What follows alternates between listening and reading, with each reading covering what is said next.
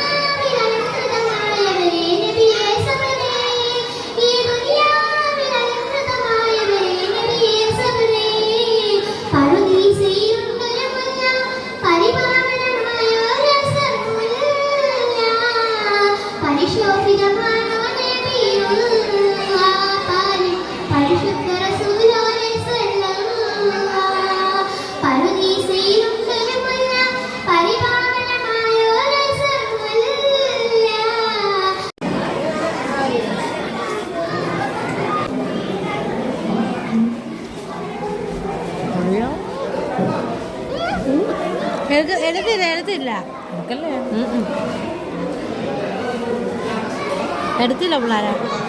ഞാൻ എനിക്ക് വീഡിയോ ഇടാൻ വേണ്ടി